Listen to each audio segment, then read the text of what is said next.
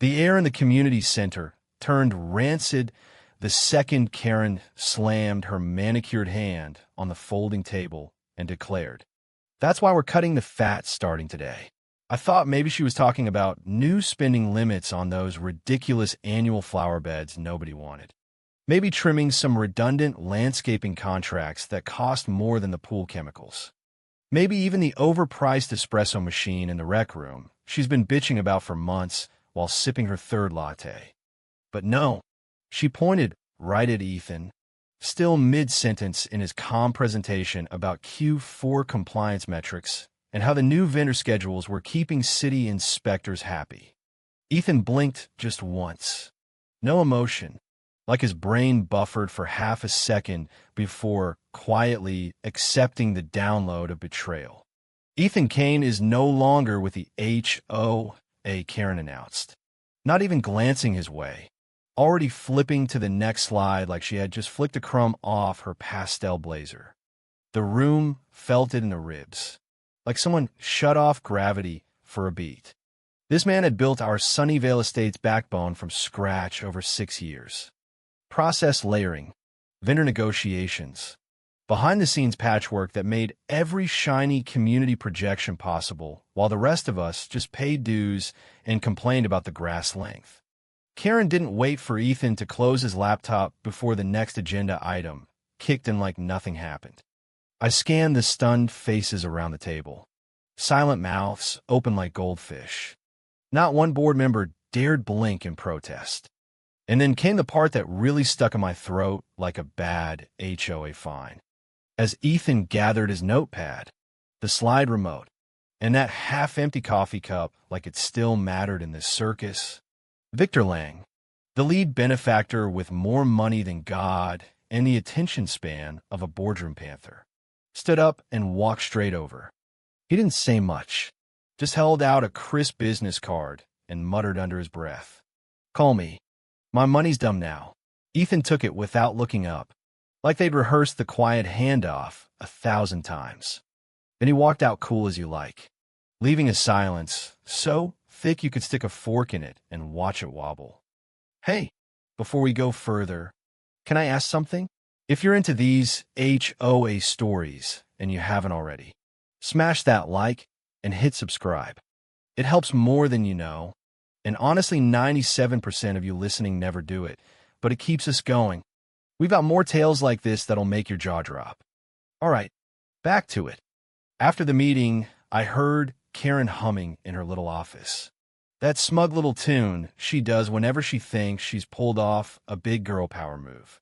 Smart money follows bold leadership, she bragged on a call the next day, as if firing Ethan made her the HOA Moses parting the Red Sea of overdue dues. Meanwhile, the neighborhood group chat started glitching hard. Monday's landscaping schedule didn't trigger. Vendor Mama 442 missed the compliance check on the common area sprinklers. Small things at first, like missing screws in the playground swings that looked fine until little Timmy sat down and the whole thing tilted like a drunk uncle at a barbecue. What Karen didn't realize, what none of those pearl-clutching board members around that table understood, was that Ethan was the glue, not the glitter, not the guy posting on Nextdoor about community synergy with filtered selfies. He was the guy who made sure the air came out of the vents, the trains ran on time, and the city didn't slap us with $500 fines for grass half an inch too tall. Quiet as a shadow. But if you ever needed a process pulled from pure chaos, you went to him. And Karen just tossed all that to the wolves so she could look decisive, puff her chest for Victor, and brag about being a wartime HOA president. Thing is, wartime HOAs don't survive without a general, and she just exiled hers. He didn't flinch when the admin girl shoved the cardboard box in his arms like he was radioactive waste from the pool filter. Just took it, one hand under the flap, the other still gripping that business card like it was a detonator ready to blow. They made him walk out through the front entrance, not the side exit we use for quiet goodbyes or those awkward mutual separations. Nope. Karen wanted an audience. Like the walk of shame would validate her bold move. The lobby froze when they saw Ethan during the monthly block party setup. Hell, I froze. He didn't look sad. He didn't look angry. He looked blank, like his expression had been drained and poured into concrete. Like this wasn't the end, just a pivot. No security escort. No thank you card. No one dared speak to him. It was surgical, cold, humiliating by design. He's just ops. I overheard Karen tell one of the board members later with a dismissive wave. What he built will be fine without him. I wanted to scream through the window. Ops is the spine. Break it, and the whole neighborhood collapses eventually. But Karen doesn't get that. She thinks you can swap stability for style, and nobody will notice the cracks. Remember last summer when she fined old Mr. Thompson $200 because his American flag was 4 inches too tall on the pole? Ethan quietly fixed the paperwork so the city didn't get involved. Now she's the one waving her "little rules are rules" banner while the grass grows wild. Ethan vanished for a bit after that. No farewell next-door post. No emails. Just gone. If you didn't know better, you'd think he fell off the grid. But I know Ethan. He doesn't rage. He documents. He doesn't post about karma. He plans it. That same night, while Karen was probably popping cheap champagne over streamlining leadership, Ethan was at home hunched over a black spiral-bound notebook thicker than our quarterly roadmap. Page after page, not journaling his feelings, but cataloging every escalation path he ever built, every vendor contract he had personal leverage on, every custom clause he'd quietly slipped into the procurement protocols. Things that sounded boring until the sprinklers failed and the city showed up with citations. He didn't write from memory either. He had receipts, version backups, timestamp chains. By midnight, he'd created a private data room on a locked drive hooked to a legal advisory platform Victor's people used, where timestamps mattered and origin was everything. Every process doc, every ops playbook, every contingency model uploaded, logged, and locked in. And then came the real Ethan move. He updated every single one with a new version number, quietly, strategically. So when the inevitable firestorm hit and Karen tried to patch it together, every doc they touched would be an obsolete copy. The real blueprint lived where the smart money already was. They told him, "What you built will be fine without you." For a few hours, maybe he believed them. Maybe he thought he could just walk away and let it collapse on its own. But that kind of clean break doesn't work when someone like Karen is already rewriting history and blaming the lazy vendors for her own mess. Ethan saw his fingerprints being wiped off the system one by one. When someone tries to burn you from your own legacy, you don't stay silent. You make sure the match they're holding is already lit and the gasoline is your design. The call lasted under 2 minutes. Ethan didn't even finish his sentence before Victor cut in with that cold. I knew it. No theatrics. No raised voice.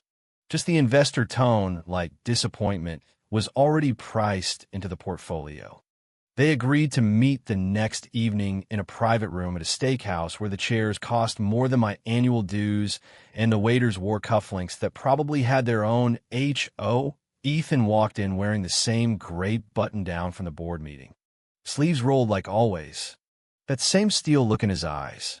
The kind of look that doesn't need to raise its voice because it knows the house is already burning. You just haven't smelled the smoke yet. He brought a leather folder. Inside, not a literal map, but close enough, sections labeled vendor choke points. Compliance drift. Contractual risk. Pages with color tabs marked in tight. Disciplined handwriting that screamed, "I saw this coming." Victor didn't say much, just nodded occasionally, tapping a Mont Blanc against his glass like he was keeping score. But you could feel the gears turning, interest sharpening like a knife on a whetstone. Ethan didn't pitch revenge. He didn't talk payback or pride or Karen's giant ego that could block the sun. He talked architecture. How ops wasn't just wires and workflows, but glue. Timing. Agreements hidden in plain sight that kept the neighborhood from turning into a war zone of petty fines. He laid out the failure curve like a weather forecast you couldn't ignore. Landscaping delays start in 2 weeks. Compliance process stalls a week later. City violation notices hit by Q2 like clockwork. He wasn't speculating. He was reporting like the collapse was already scheduled on the HOA calendar. Victor finally leaned back and said, "I've already started watching." Then he smiled. "Barely. You want to see what happens next." Inside the HOA, Karen was doing her victory lap. She did a Nextdoor Live where she bragged about cutting through inertia and leaning into uncertainty, calling herself a wartime HOA president. "Smart money follows bold moves," she said, throwing around words like disruption like they weren't duct taped to someone else's unpaid vendor invoice. She looked the part in her sharp blazer and fake humility. But that's the thing. Karen thought firing Ethan was a power move. Ethan knew it was just a signal, a flashing light to the people who actually mattered. People like Victor, who owned 3 properties and quietly funded half the big projects. Toward the end of dinner, Victor looked up and said, "You know, I got a few other neighborhoods in the portfolio. Could use a real ops mind, not a resume. Someone who's done the unsexy stuff. You interested?" Ethan didn't answer right away. Just picked up his glass, looked through the amber like he was seeing the future already written. He didn't say yes. He didn't have to. In that moment, for the first time in years, he wasn't fixing someone else's mess. He was being asked to design quietly, precisely. And for once, he wasn't being told to shut up and make it work. He was being listened to. 3 weeks. That's how long it took before the silence started cracking. At first, it was background noise, the kind of things you chalk up to normal friction. A delayed landscaping procurement here.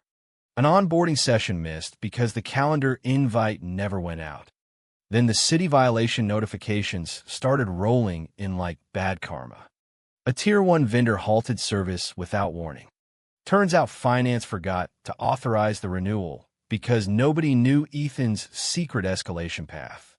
Karen held a frantic all-resident call and told everyone, "This is just the team finding their rhythm. Ops is learning to swim." Swim? No one had even inflated the life raft. That week, a new homeowner messaged the group chat at 11:43 p.m. "Do you know where the escalation dock is? We've got a P1 stuck in limbo with a pool pump." I didn't answer. I knew exactly where it was. Sitting in Karen's inbox untouched.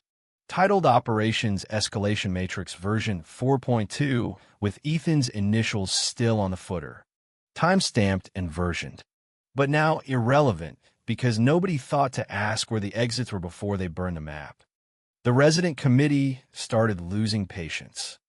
They were still expected to hit quota for community events, but onboarding for new families had slowed to a crawl.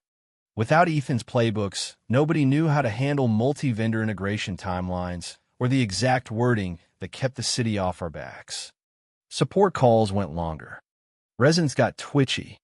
One family who Ethan personally helped with their home addition 2 years ago abruptly listed their house. Word on the street was they were moving to Riverdale, the smaller community with better service. That community? Victor owned a 42% stake in a management company, and Ethan had been consulting quietly, helping them absorb families like a sponge, soaking up the flood. Not poaching, not scheming, just showing them what a working structure looked like. Ethan wasn't throwing matches. He was building fire exits in someone else's house. At the board level, things got tense fast. 2 members pushed back on the Q1 projections. Numbers didn't track. Benchmarks were slipping like the cheap sod Karen insisted on. Karen tried to pivot the conversation, something about how the post-Ethan era was an opportunity for cultural refresh.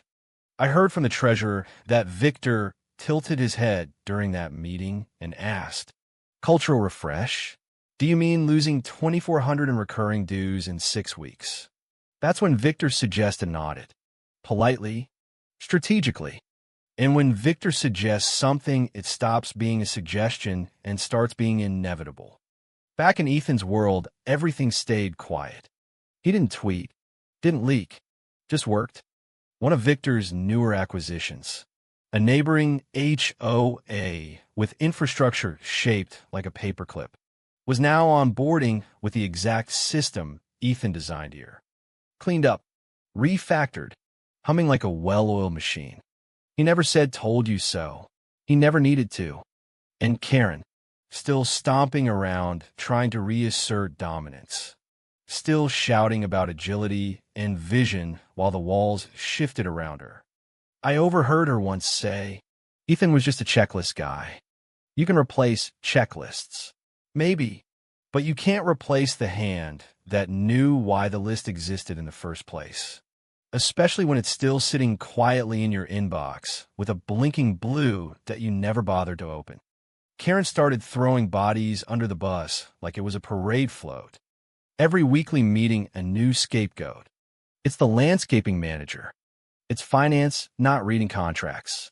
The interns misconfigured the CRM.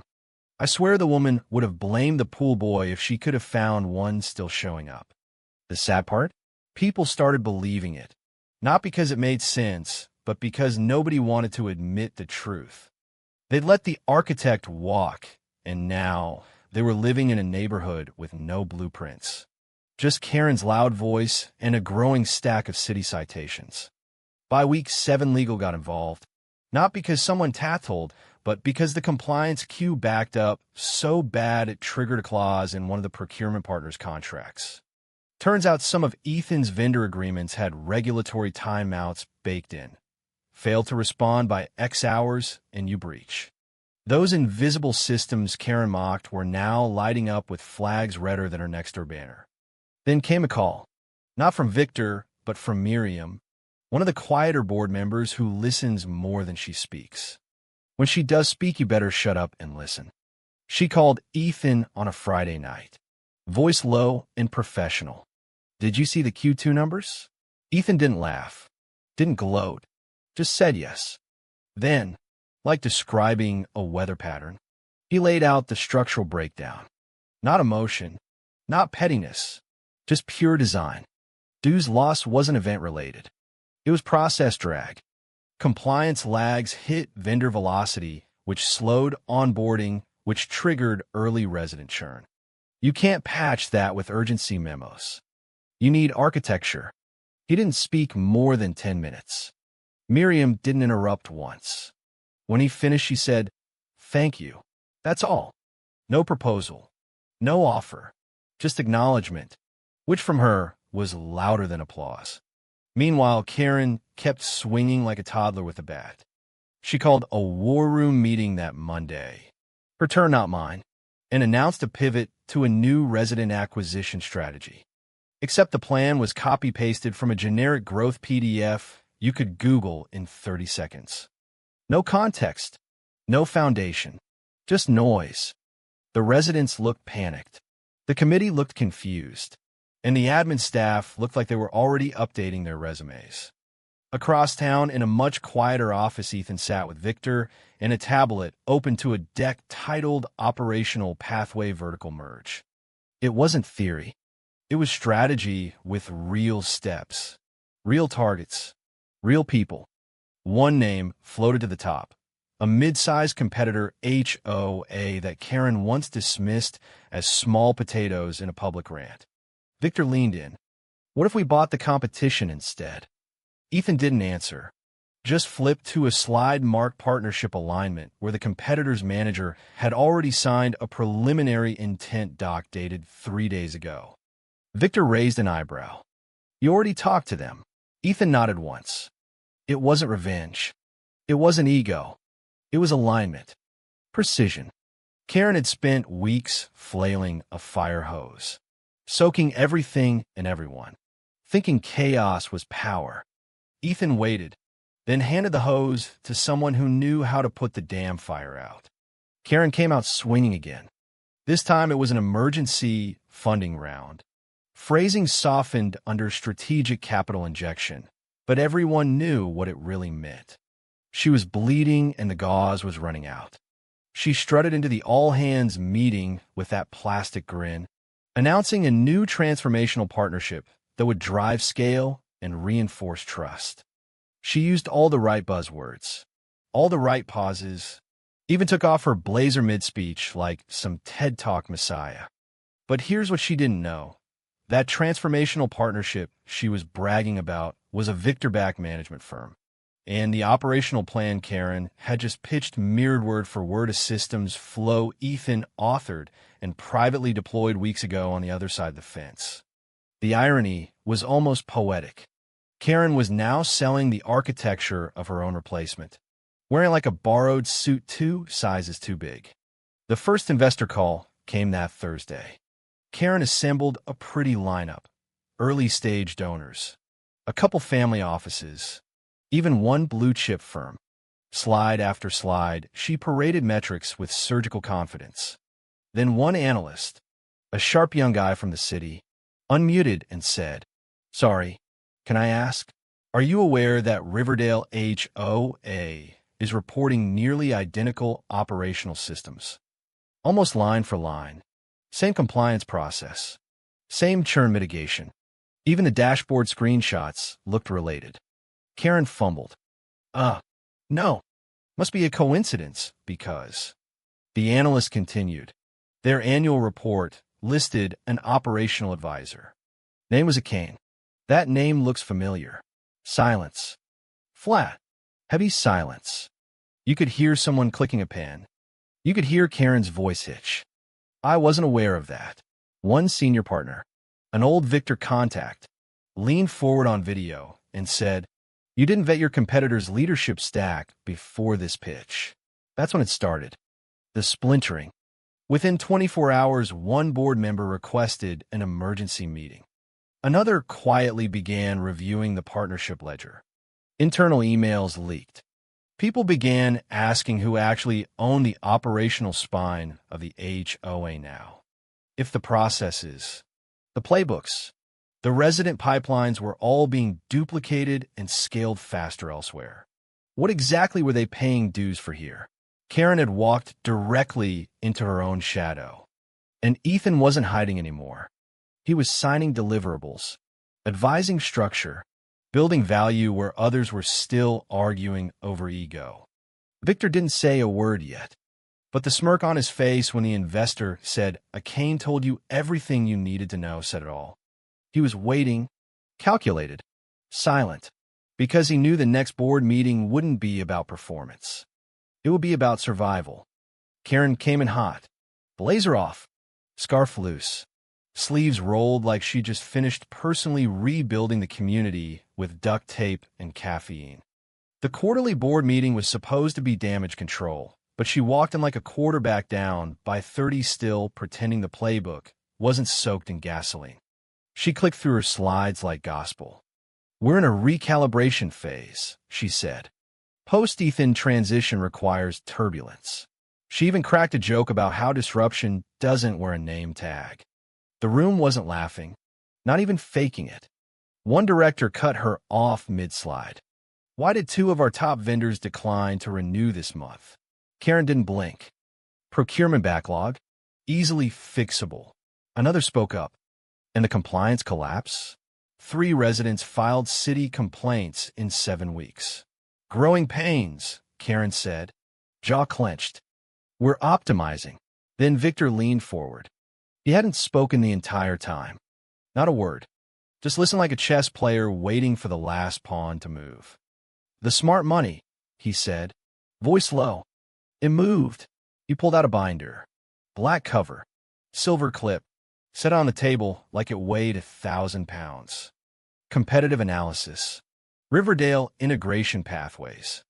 The top sheet wasn't dramatic. No graphs, no color splash, just clean bullet points, operational restructure timelines, vendor retention flows, pipeline retention metrics, and, at the bottom, strategic ops advisor Ethan Kane. Karen froze. Her lips moved, but nothing came out. A different board member who once defended her publicly leaned back. Arms crossed. Did you even understand what Ethan handled? Or did you think he was just the guy who made Gantt charts and ordered pizza for meetings? No one answered. Not Karen, not legal, not the treasurer. Because in that moment it became clear she hadn't just fired a committee head. She'd fired the blueprint, the quiet spine, the man who made sure all the invisible gears turned when no one else could see the machine. The temperature in the room shifted. Not loud, not hostile, just final. They didn't see Karen as bold anymore. They saw the gaps, the missteps, the vanity hires, the unforced errors. The board didn't have to vote. They didn't even have to speak. You could feel the consensus hardening like cement. Victor closed the binder gently.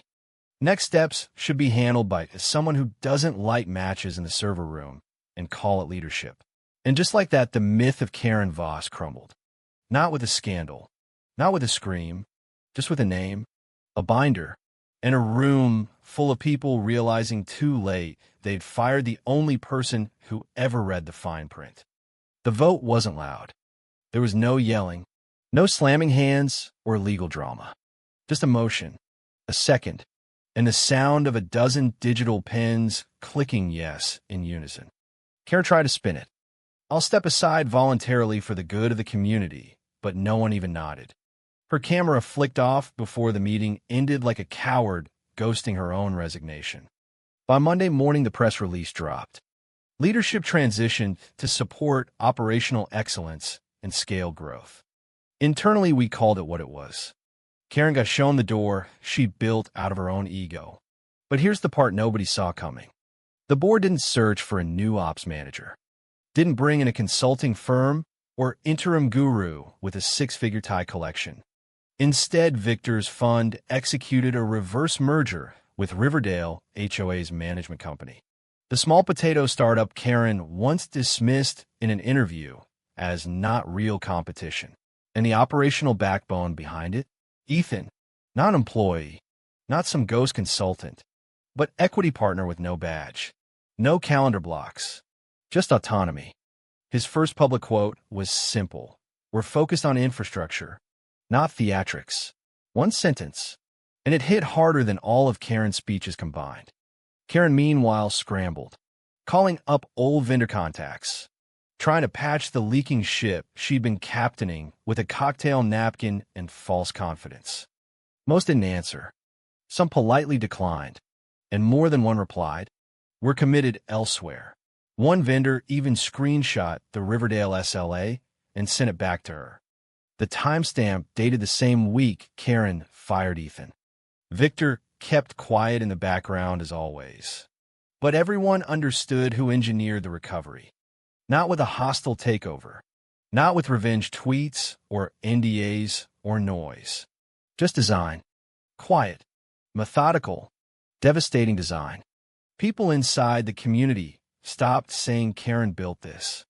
They started saying Ethan saved it. And those of us who had seen both sides of the storm knew the truth. It was never about ego, never about being right. It was about outlasting the noise with structures so solid they didn't need to raise their voice. The new org chart didn't have a president like before. It had a system. And at the root of that system, finally visible in the daylight, was the name Karen thought she'd erased, Ethan Kane. The press event was understated by design. No pyrotechnics, no overproduced walk-on video with dubstep and buzzwords. Just a clean stage, a black backdrop with the new entity's name in matte silver, and a single podium. Ethan stood off to the side, not front and center. That was never his thing. He let the numbers speak, the partners nod, the momentum build on its own. When a reporter asked who would lead the new integration strategy, he didn't flinch. It's not about who leads. It's about how the system behaves without being told what to do. But then came the inevitable question. A hand shot up. Some finance blogger with a smirk already forming. Any comment on Karen Voss's original role in the community's growth? The pause was deliberate, not dramatic, measured. Ethan looked out over the crowd. Not irritated, not smug, just calculating how much oxygen the question really deserved. Then he said it calm as you like. She had good instincts. She just thought loudness was strategy. A few chuckles in the back. A couple tight-lipped smiles from ex-residents in the crowd. Victor, standing near the edge of the stage, stepped forward right then, holding something small between his fingers. A new card, fresh print, no fanfare, just a quiet moment between men who understand that real moves don't need headlines. Ethan took it. Read it. No surprise in his face. But something flickered. Not pride, not triumph, just confirmation. Managing partner. Strategic ops.